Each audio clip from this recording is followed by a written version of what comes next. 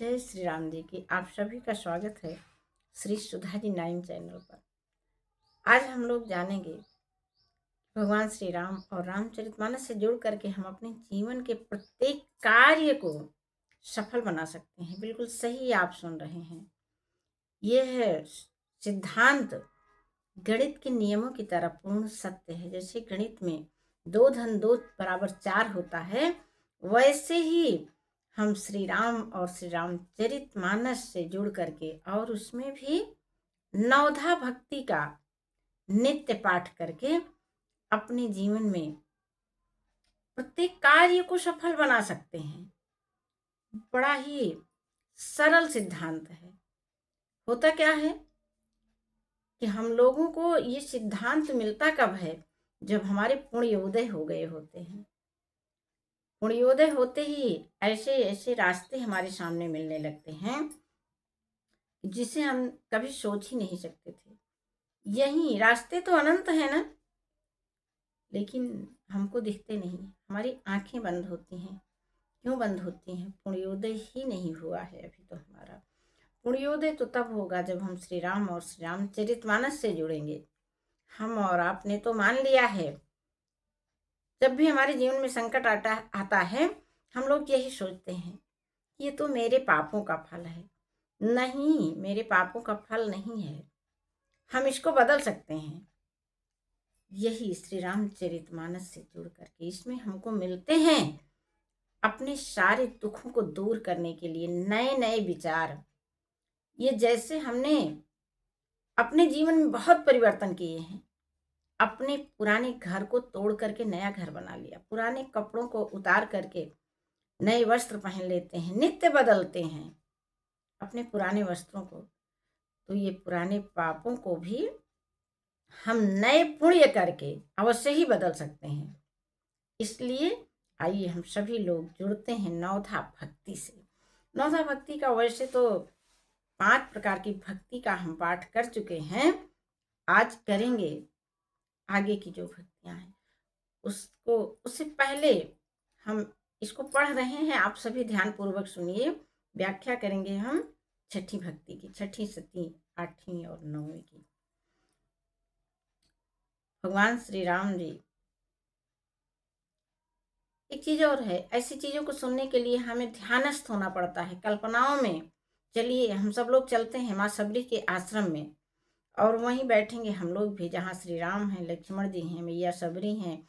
माँ सबरी अपने जूठे बेर खिला रही हैं प्रभु श्री राम जी को, और प्रभु श्री राम जी उसे खा रहे हैं। प्रेम सहित प्रभु खाए बारंबार बखान। अब ये प्रकरण हमको सिखाता है कि हम और आप भी कहीं भी वो किस भाव से दे रहा है इससे मेरा मतलब नहीं है, लेकिन हमारे अंदर बस उसके लिए प्रेम भाव ही होना चाहिए। एक बार अपना अंतःकरण बदल के देखिए, सब कुछ कैसे बदल जाता है। तो आप सुनिए। प्रथम भगति संतन कर संगा, दूसर रति मम कथा प्रसंगा। गुरुपद पंकज सेवा, तीसर भगति अमान। चौथी भगति मम गुण गण करे, कपट तजिगान। मंत्र जाप मम दृढ़ विश्वासा, पंचम भजन सुवेद प्रकाशा। छठ दम शील विरति बहु कर्मा, निरति निरंतर सज्जन धर्मा। छठी भक्ति है। इसके पहले 5 भक्ति का वर्णन हो चुका है, आपका मन कहे तो आप देख सकते हैं। छठी भक्ति है इंद्रियों का निग्रह, शील यानी अच्छा स्वभाव, अच्छा चरित्र, फालतू के विचार, फालतू के चरित्र स्वभाव से हमको वैराग्य ले लेना है, त्याग देना है उनको, और सत्पुरुषों के किए हुए आचरण को ही अपने जीवन में हमको उतारना है। जब हम फालतू की चीजें फेंक देते हैं तब बड़ी राहत होती है। अपने ही कमरे से देखिए, हम लोग फालतू की बड़ी चीजों को निकाल देते हैं तो कितना अच्छा लगता है। ऐसे मन की गंदगी को भी निकाल करके देखिए, आपको अच्छा लगेगा। छठी भक्ति का अर्थ यही है कि आप सत्य का आचरण करें। सातों सम मोहि मैं जग देखा। सातवीं भक्ति तो ऐसी है कि इसमें संपूर्ण ब्रह्मांड के ग्रंथ समाये हुए हैं, शक्ति समाई हुई है।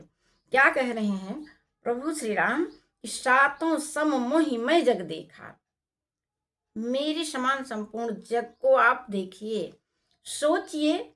मंदिर में जाते हैं, भगवान श्री राम की एक मूर्ति को देखते हैं तो वहां पर हम कितने धन्य हो जाते हैं, हमारे विचार कितने सात्विक हो जाते हैं।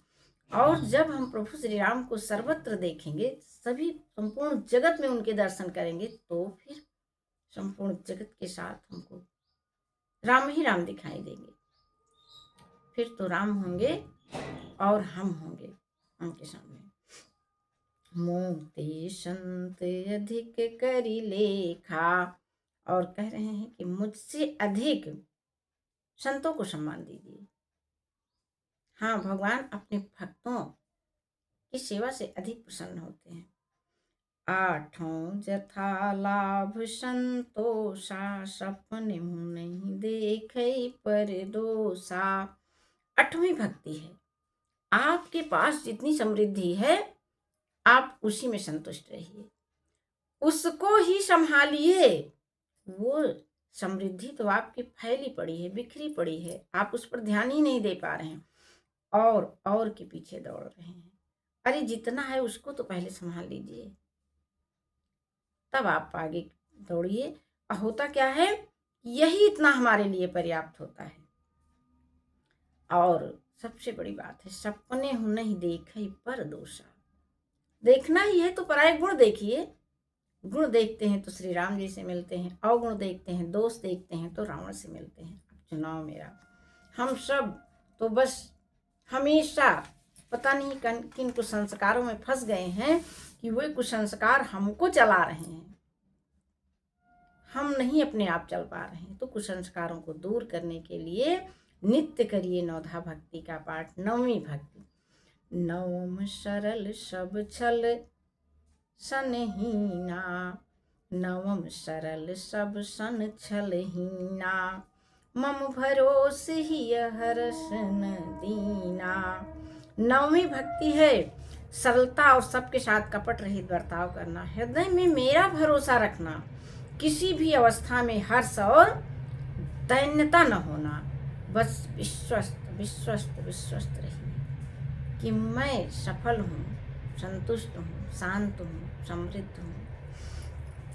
और फिर भगवान श्री राम जी क्या कह रहे हैं, नौ महु एक जिन्हके होई, नारी पुरुष सचराचर कोई।